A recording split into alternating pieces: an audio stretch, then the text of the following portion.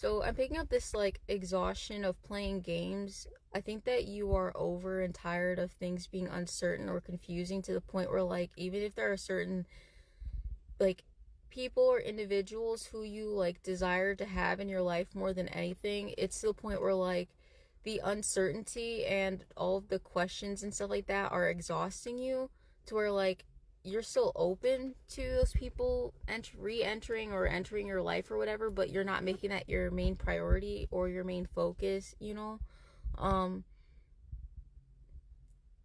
and I honestly feel like for a lot of this collective, we've gotten to the point of like finding it very easy to emotionally detach from things once we notice that it's like becoming a drain on our energy. And on the flip side of the other energy, I feel like people who have been avoiding their emotions for quite some time, like it's sort of like the switch has happened, okay? Like the people who were all in their feelings, like overwhelmed by their feelings, like their feelings were holding you back almost, have entered this place of being very emotionally detached to where some people may even accuse you of like not being empathetic enough anymore or something like that, or people may be literally telling you that you've changed or something like that, right? um and then on the other side of that, there may be people who, like you used to be, have a very hard time allowing yourself to feel your emotions in any, like, you kind of just like push them off, right? It's giving the energy of like, I don't know, it's kind of silly. Like, you may have even at some point in your life or whatever, you would like get a crush on someone, like you would find out you actually like them and you actually were getting feelings for them. You're like, oh yeah, like I may accidentally fall in love with this person. And then you would like intentionally sabotage it so that there was no chance that would ever happen, like I don't know, sleeping with their best friend or being super rude to that person that you like were developing feelings for, or like doing something that they would consider a betrayal so that they would never even give you a chance just so that you could like protect yourself almost. Like it's something like interesting like that. um and so you may be going through this thing of feeling now all of a sudden you're feeling bad because like you're realizing that you may have sabotaged things all because you were afraid of emotional vulnerability and you like hurt good people in the process and you're like hoping it's not a missed opportunity. But there's a lot that's going on there. Um I would just say that like for people on all sides of this sort of like interesting push and pull in regards to emotions or something like that, you have to like you have to ground yourself. I think especially like the veil thinning around Halloween time is no BS. It also happens around April 30th, okay? And like but this is like the main time where that happens, and a lot of stuff is happening in the ethers and in like the 5D or whatever that is sort of like jostling your life around, and it may feel very chaotic because your internal world is like shifting. Like I'm getting that literally, like the energy is like literally giving like certain people who are like very closed off emotionally and stuff like that are changing. Like your personality is changing because everybody's personality is changing right now that's in this collective one way or another, right? I don't know. I don't know. It's just because it's reaching more of a place of balance instead of opposite ends of the extreme, right? I don't know.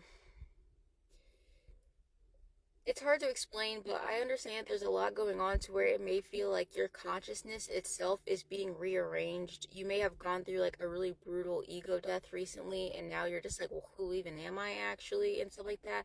And there's something about like feeling like scared. um like in my mind's eye, I'm seeing like a little boy with like a bike who got locked out of his house, and it's like raining outside and no one's like answering the door when he knocks, and he's just like crying outside, right? So there's something about like feeling really scared and like putting you back in a place of sort of a neglected or ignored inner child. So especially if you're a masculine and you were the type where like, you know, when you cried, like you would get ridiculed for it, even by your parents, like you weren't supposed to be doing that, or like they made it clear that like there were certain emotions that were not okay for you to express and that you had to like present yourself a certain way, you know, um, and not be too much of this or not be too like this. Like you may have associated like freely expressing your emotions as like a very feminine thing or something like that. I don't know. but now it's like your life and like the divine and just the way that your, I don't know, your path is sort of navigating you, I guess, or leading you, is sort of like forcing you out of that wounded place, I guess, which is extremely scary and really painful because it's like pushing you to heal that inner child. Because like in order for you to get the things that you deeply actually desire in life, like the reason why you feel unfulfilled emotionally and stuff like that, and like, you know, life feels like empty and cold and stuff like that, is partially because you, anything that like would emotionally fulfill you, you almost like subconsciously push it away because it feels like a threat to your wounded inner child. And so that's why you're being forced to heal that inner child so that you can actually receive the things. Like, think about like if you met the woman of your dreams tomorrow, but you were still on like, you know, like you're still in the mentality of like, yeah, I'm like a shark or whatever and stuff like that, and you're still in this mindset of like, you know what I mean? Like viewing things like that and relationships like that as a way to protect yourself, but also because that's the way that like your friend group or whatever encourages it or like validates it or whatever. And like then you meet the like you have love at first sight the next day, and then you're like, oh my god, that's the woman I'm supposed to marry, and she would absolutely hate me right now. Like she would be disgusted by my behavior and how I act. And they're like, I have to get my shit together before I can even introduce myself to her.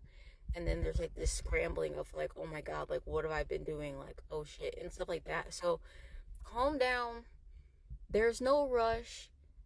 You're having these triggers, even if it wasn't something like that, you know, but you're having these triggers so that you can begin the process. And like if that is actually your person, they will still be there when you're ready for them, I guarantee you. And like also don't like despair or like try not to be angry or like definitely don't delve into the realm of like hating yourself because you feel like you wasted time being in a certain mindset, because that was just like, it was a protection for yourself. It made you feel safe to do that, and that was okay at the time, you know what I mean? um Now that you've sort of had your like aha moment, as long as you act on it now and take little baby steps, that's all that matters, right? You don't need to rush, you don't need to panic, you're not running out of time. Some people go their whole lives without having epiphanies like that. So what matters now is that you had it at all and that you actually work on it, and don't get into like a place of like, oh, I've done too much damage now, or I'm too lost to change, or it's too late for me, or I'm already a lost cause. Like, like, and not stress this enough, but like as long as you literally are still drawing breath, there's still time. Like you are not a lost cause. If you're worried about like a reputation or whatever, you have to understand, like, I don't know, if somebody will just like, if you genuinely change and someone still like holds your past against you, then they're not meant for you. You know what I mean? Because the right person who's actually meant for you will understand. Because, obviously the idea is that you would do all this inner work to gain and earn somebody who has also done all this inner work on themselves, so that it can be an equally like emotionally mature and balanced and actually like genuinely understanding connection. Again, this doesn't have to be romantic, but it's sort of coming out that way. But divine masculines, you don't have to be so hard on yourself if you feel like you're like late to the party or whatever. It all happened when it needed to happen. Trust the divine feminines are just glad that you woke up at all. I would say just like keep sending love energetically until you are able to send love physically, and obviously like give yourself some grace and find ways to like play again and not feel like you have to be so serious all the time. Like you're allowed to be silly in like a lighthearted way. And if you're around friends who like I don't know, like call you cringe or like make fun of you or whatever for like um being kind of like childish and innocent, then honestly, do you really need those friends? Are they making you money? Are they genuinely fulfilling you emotionally, or is it more like a friendship of proximity? You know, if somebody's getting in the way of your pursuit of emotional fulfillment that is well intentioned and stuff like that, then you don't need those people around you, obviously.